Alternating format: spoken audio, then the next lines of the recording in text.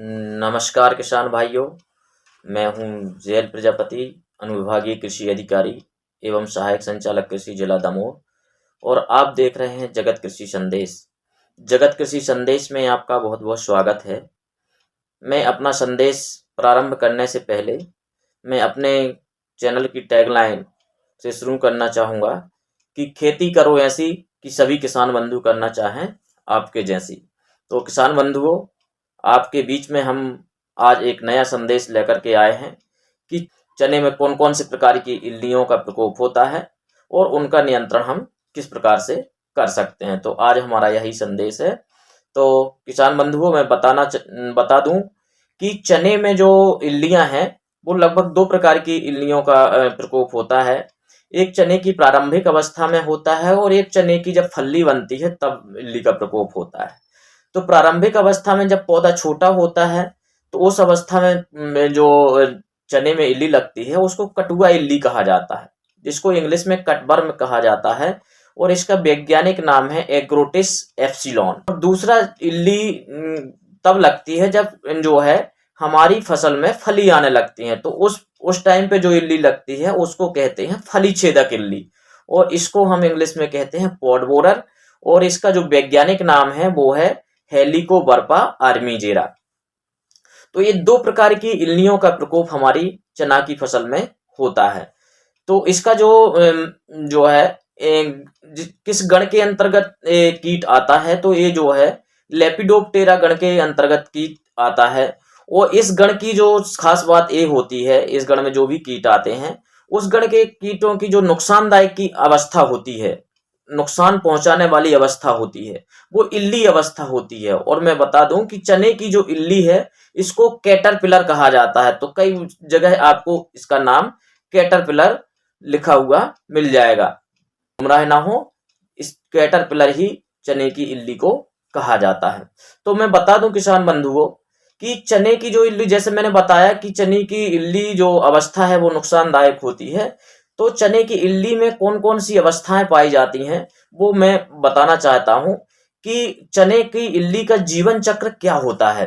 तो चने की इल्ली का जीवन चक्र मैं बता दूं, सबसे पहले जो आती है वो आती है अंडावस्था।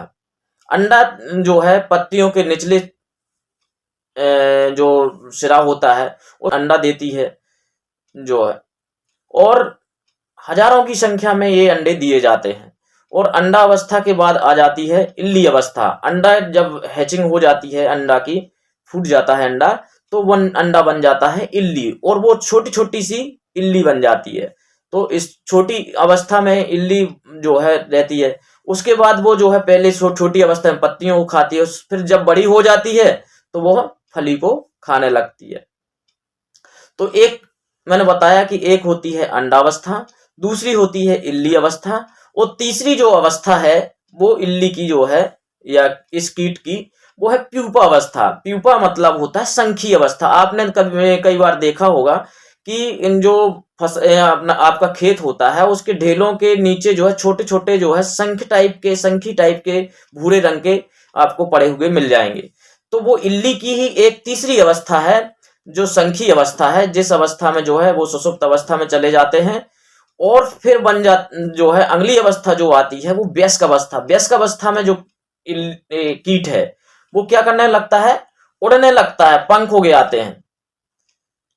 तो उस अवस्था में जो है क्या करता है कीट, मतलब निषेचन की क्रिया करता है, और निषेचन की क्रिया के बाद नर कीट मर जाता है, और मादा कीट जो है अंडे देने के बाद वो भी मर जाती है। तो ये इनका पूरा जीवन चक्र है, पहले अंडा, फिर इल्ली, फिर प्यूपा मतलब संखी, और फिर वयस्क जिसको एडल्ट कहते हैं। तो ये चार अवस्थाएं इस कीट की पाई जाती हैं, और इसमें जो नुकसान पहुंचाने वाली अवस्था है वो इल्ली अवस्था है, जिसको कैटरपिलर कहा जाता है। तो आइए हम समझते हैं कि इसका नियंत्रण हम किस प्रकार से कर सकते हैं।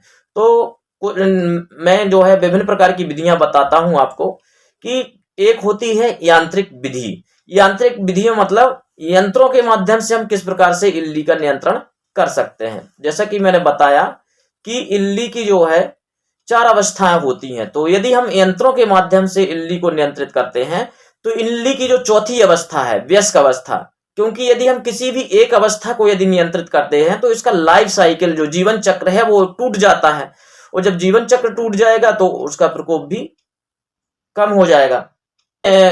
यांत्रिक विधि है, इसमें जो है लाइट ट्रैप का उपयोग किया जाता है। प्रकाश प्रपंच इसको हिंदी में कहते हैं।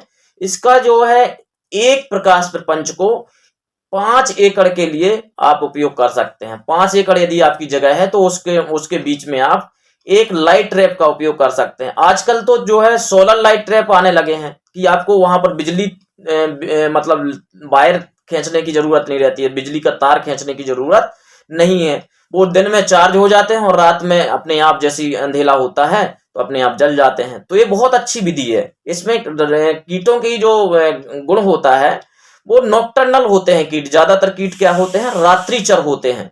रात में वो जो है फसल को आक्रमण ज्यादा करते हैं। तो ये कीट क्या होते हैं, जो वयस्क कीट हैं वो लाइट की ओर आकर्षित होते हैं, और उसमें जो है इस प्रकार से वो बनाया जाता है कि जो है उसके अंदर जाकर के फंस जाते हैं और वो बाहर नहीं निकल पाते हैं। तो उनकी यह एक वयस्क अवस्था जो होती है वो नियंत्रित हो जाती है।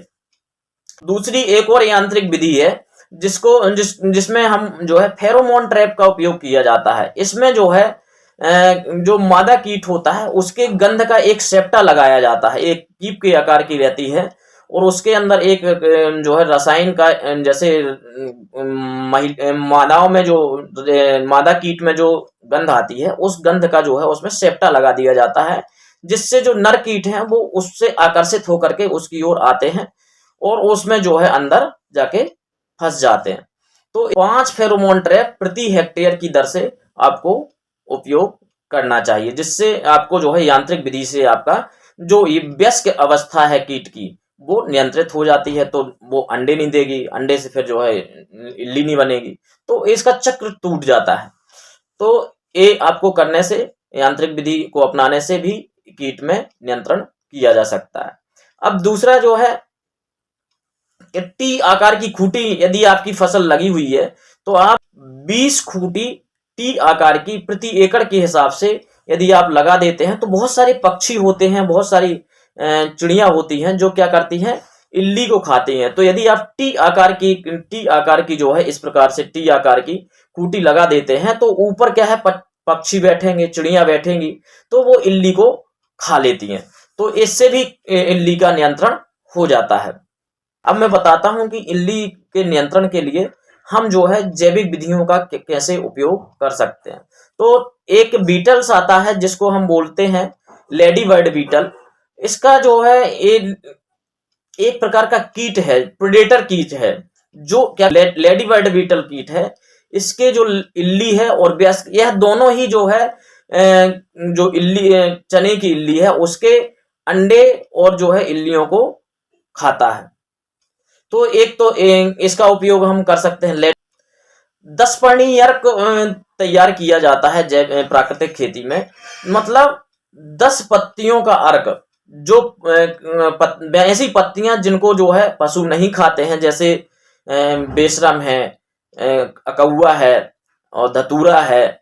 ऐसे 2 से 3 लीटर 10 पर्णी अर्क 200 लीटर पानी में घोल करके प्रति एकड़ छिड़काव करने से हमारी इल्ली का नियंत्रण हो जाता है। इसी प्रकार से नीमास्त्र मतलब नीम की पत्तियों से जो है तैयार किया जाता है, और इससे भी जो है इसका भी जो है उपयोग उसमें किया जा सकता है। एक ब्रह्मास्त्र रहता है, ब्रह्मास्त्र का भी 2 से 3 लीटर प्रति एकड़ के हिसाब से यदि हम उपयोग करते हैं तो भी आपका जो है इस इल्ली का नियंत्रण हो जाता है।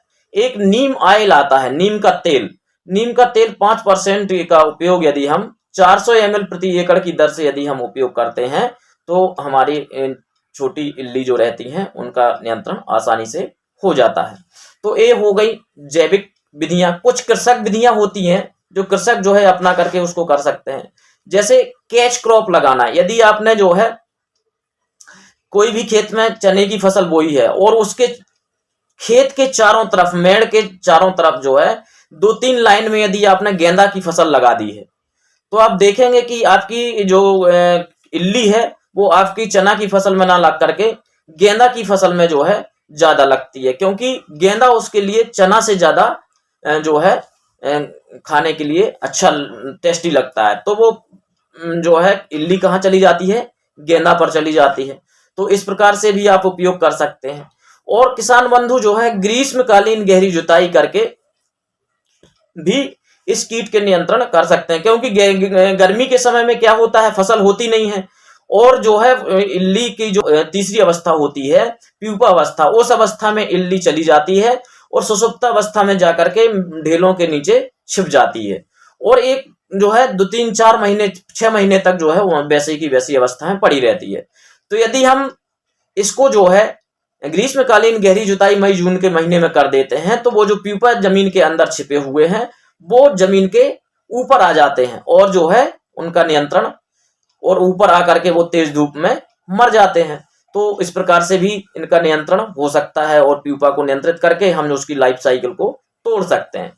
अब अंतिम जो उपाय है, यदि इन सब उपायों को आप नहीं अपना पाते हैं और किसी प्रकार से आपकी फसल में कीट और इल्ली लग जाती है, तो अंतिम उपाय जो होता है वो है केमिकल का। वैसे तो हमारी सलाह ये है कि आप रासायनिक खेती को ज्यादा ना करें, आप जो है प्राकृतिक और जैविक खेती करें। लेकिन सभी किसान बंधु इसको नहीं अपना पाते हैं, जैविक और प्राकृतिक खेती को। तो केमिकल जो रसायन है उनका उपयोग भी मैं बता देता हूं। यदि आप शुरुआती अवस्था में जो है दवाई का छिड़काव करना चाहते हैं, जब इल्ली छोटी अवस्था में हो, तो उस अवस्था में आपको एक दवाई आती है प्रोफेनोफास। इसमें रहता है 40% प्लस साइपरमेथ्रिन 4% ईसी रहता है। ये बाजार में NaCl कंपनी की जो है प्रोफेक्स करके आती है, प्रोफेक्स सुपर। इसकी जो है 300 ml प्रति एकड़ के हिसाब से यदि आप उपयोग करते हैं, तो ये जो है आसानी से छोटी इल्ली जब रहती है, इल्ली की प्रारंभिक अवस्था में, यदि हम प्रोफेक्स का छिड़काव कर देते हैं 300 ml प्रति एकड़ के हिसाब से, तो ये आसानी से नियंत्रित हो जाती है। दूसरा एक बहुत ही जो है पॉपुलर दवाई है सिमैया वाली दवाई, जिसको बोलते हैं इमामेक्टिन बेंजोएट। इसमें 5% Hg रहता है, ग्रेनुल फॉर्म में आती है, सिमैया के रूप में आती है ये। इसकी 100 ग्राम प्रति एकड़ के हिसाब से हम उपयोग कर सकते हैं। और ये बाजार में जो है कई नाम से मिलती है, जैसे रेलॉन है, एमनॉन है, बेंजर है। तो अलग अलग कंपनियां अलग अलग नाम से इसको बेचती हैं। एक नया टेक्निकल आया है वायर कंपनी का, वायगो, जिसमें टेट्रा नीलीप्रोल जो है रसायन रहता है, जो 18.18% Hg फॉर्म में रहता है। इसकी यदि हम 100 ml प्रति एकड़ की दर से छिड़काव कर देते हैं, तो इस कीट का नियंत्रण बहुत ही अच्छी तरीके से हो जाता है। मैं किसान बंधुओं को ये बताना चाहता हूं कि किसान बंधु जो है फसल में जब कीटनाशी का छिड़काव करते हैं, तो पानी की कंजूसी ना करें। कम से कम जो है 150 से 200 लीटर पानी जो है 1 एकड़ में छिड़काव जरूर करना चाहिए, दवाई का घोल मिला करके, ताकि आपकी फसल में प्रभावी नियंत्रण हो सके। तो किसान बंधु इन तमाम विधियों को अपना करके आप अपने चने की फसल में इल्ली कीट के नियंत्रण को प्रभावी तरीके से नियंत्रित कर सकते हैं।